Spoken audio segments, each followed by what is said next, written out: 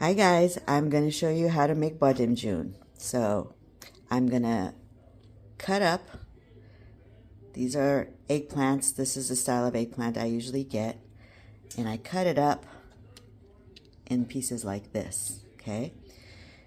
And according to Noyem and Mama Z, you're supposed to put these in a strainer overnight or at least a couple of hours because when you open it up and cut it like this, the juices will come down here, and for some reason, I don't know what it is, it will make it more juicier and moist. So I've got my badimjuns here, and I'm cutting this last one, and then I've also put some sea salt on this. And then here's my 1 pound of stew meat. You get it from Costco, but you can get stew meat anywhere. All right?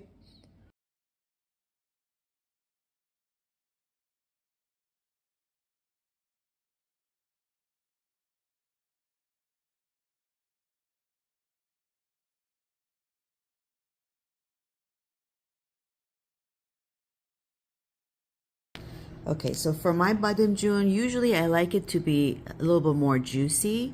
So to make the badimjun stew juicier, I take 1 spoonful, kind of a teaspoon, but I fill it up with hot water, like boiled water, and I just kind of mix it up. And that's what I put in the crock pot while everything's cooking. And then the good thing is I can also put my turmeric in here too, and my tomato paste or tomato sauce if you want. But basically I make this, broth kind of thing with the beef bouillon. So it's nicely cooking with the meat while it's in the process of cooking the stew meat. So this is my extra juice that I put in the badimjun. Okay, now I'm ready to grill my yellow onions.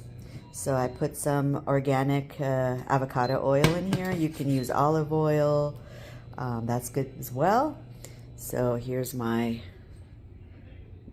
cut up onions, and basically I start to grill it. And once it's grilled, this is gonna go into my crock pot.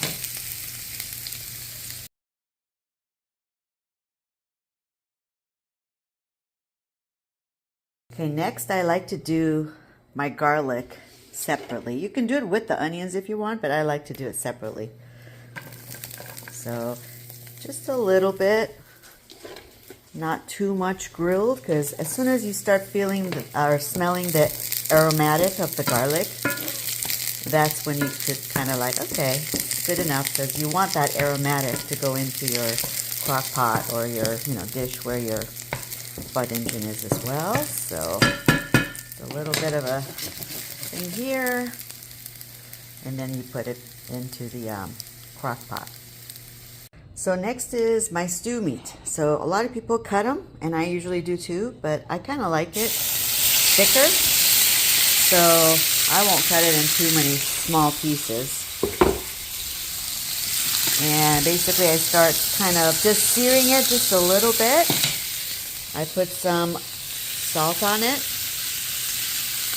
some pepper, and a little bit more of my turmeric because it kind of gives it a nice yellow look and tastes great. And turmeric is very good for your gut. So a lot of our Persian stews are made with turmeric. So good spice.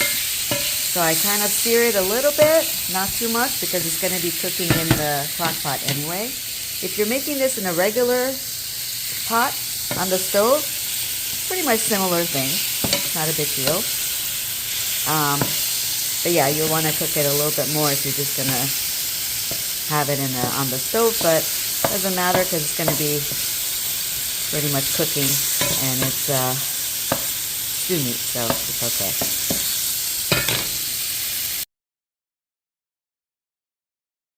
Okay, so here's the stew meat after it's been seared a little, and you see my grilled onions and my grilled garlic is all in there.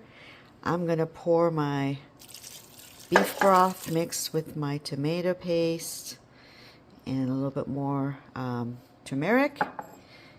And basically the stew meat is gonna be cooking on low for the next 4 to 6 hours.